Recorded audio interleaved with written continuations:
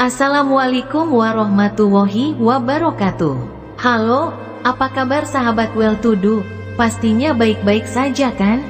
Baiklah, sahabat sekalian, kali ini kita akan berbagi kisah yang penuh hikmah lagi, yaitu kisah wali Allah yang tercatat sebagai penghuni neraka di Lauhul Mahfuz. Baiklah, sebelum kita lanjutkan, silahkan subscribe dulu ya, di-share dan like juga dong.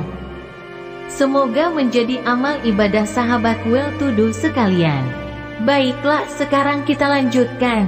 Dikisahkan, ada seorang wali Allah yang sangat memperhatikan ibadahnya.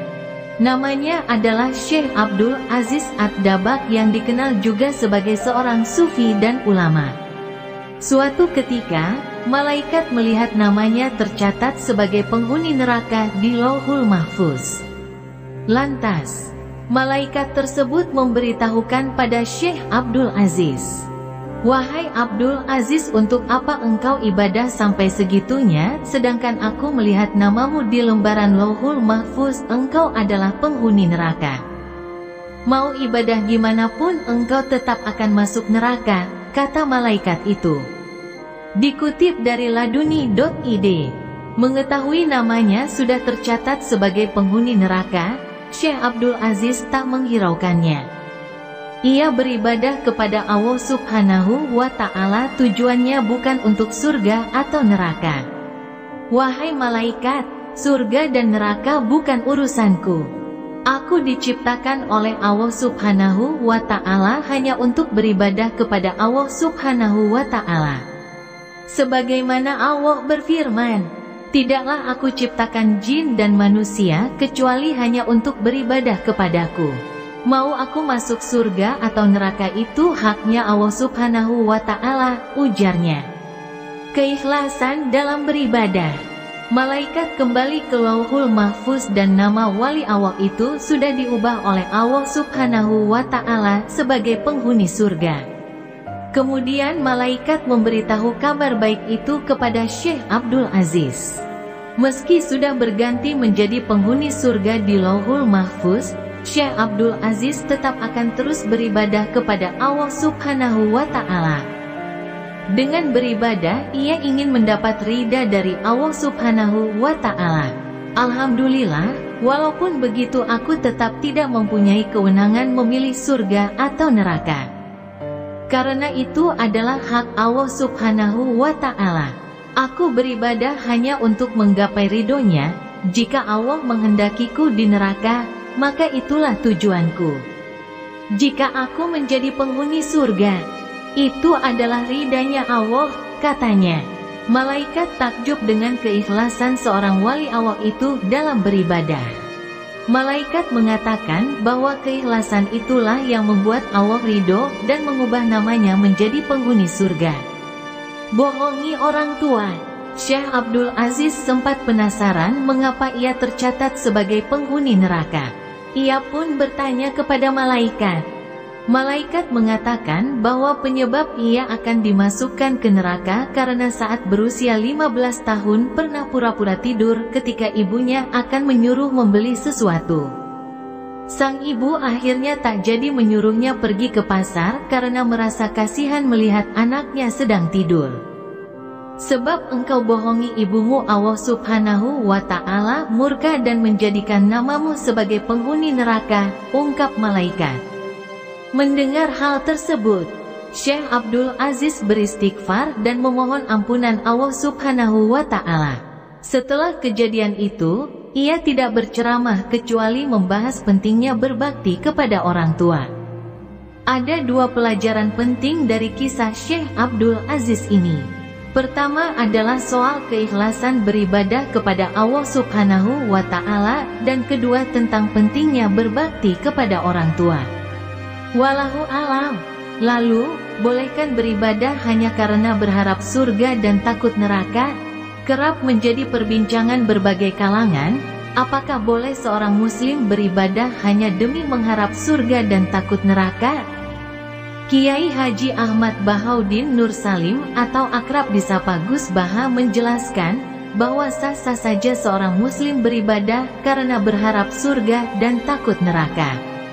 Kendati demikian, para ulama sudah membagi 3 tingkatan atau level orang dalam beribadah. Tingkatan tersebut menjadi penentu kualitas ibadah seseorang di hadapan Allah Ta'ala. Pertama, ibadah etujal, yakni orang yang beribadah kepada Allah karena ingin sesuatu. Ini adalah cara ibadahnya pedagang yang selalu berpikir untung rugi. Beribadah karena mengharap balasan atau etujal. Kerap seseorang terpanggil beribadah karena mengharapkan imbalan. Paling umum adalah imbalan pahala dan surga. Kedua, ibadah al-abid, yakni orang yang beribadah karena takut. Ini cara beribadah para budak atau hamba sahaya. Beribadah hanya karena takut siksaan. Ini mirip pengendara motor yang memakai helm di jalan raya karena takut ditangkap polisi, bukan demi keselamatan. Ketiga, ibadah al-arifin, yakni orang yang beribadah karena rasa syukur. Itu adalah cara beribadah orang yang merdeka.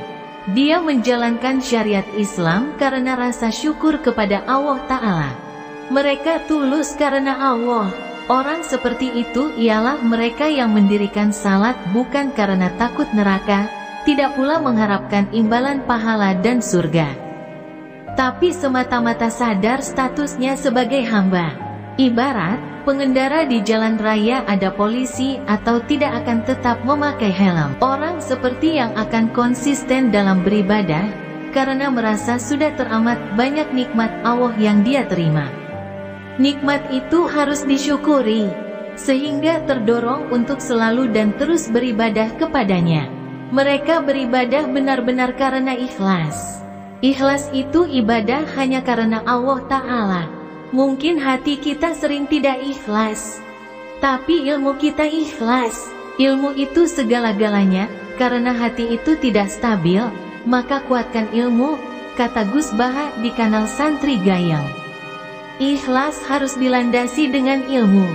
Contoh sederhana, sejak kecil setiap orang mengenal kertas berwarna putih atau 1 ditambah 1 sama dengan 2, dan tetap mengatakan itu meski tidak ada yang membayar. Artinya, dengan ilmu, seseorang akan mengatakan sesuatu yang benar tanpa ada harapan mendapatkan upah. Karena putih, kita katakan putih, dan kita tidak mengharapkan upah, karena kita mengatakan fakta. Allah sebagai Tuhan itu fakta. Masa mengatakan Tuhan itu ada saja menunggu dikasih surga? Toh kita mengatakan yang putih itu putih, yang hitam itu hitam. Selama ini tidak bayar kita tetap mau mengatakan itu, kata Gus Baha. Gus Baha menegaskan, sangat penting melandaskan perkara tauhid pada ilmu. Ilmu akan memandu seseorang kepada al-haq atau kebenaran. Maka, seyogyanya setiap ibadah yang dikerjakan berdasarkan ilmu. Bukan sekadar takut atau mengharap imbalan saja. Kata ahli tafsir, di dalam Al-Quran ada perintah untuk takut kepada neraka, tapi itu makom orang biasa. Kalau orang bertakwa pasti takutnya kepada Allah, bukan kepada neraka. Soal nanti takut neraka, tidak apa-apa. Itu pun karena Allah membuat neraka menakutkan. Maka itu, kalau latihan ikhlas itu dimulai dari ilmu. Dan tauhid, pengawalnya adalah ilmu, ungkap Gus Baha. Demikian, semoga bermanfaat. Wassalamualaikum warahmatullahi wabarakatuh.